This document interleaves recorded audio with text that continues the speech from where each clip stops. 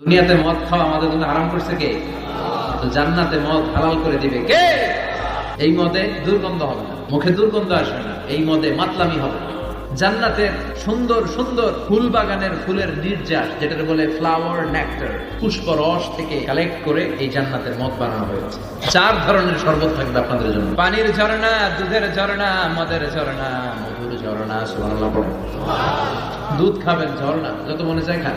বিশ্বনবী মধু খেতেন, পছন্দ করতেন। মধুর ঝর্ণা থাকে, মধু খাবেন, মদ খাবেন। আল্লাহ বলেন শুধু মদের ঝর্ণাই খাওয়াবো না, বোতলের মতো খাওয়াবো। দুনিয়ার বুকে যারা মদ খায় বোতল লেগে কি কয়? চিয়ার্স।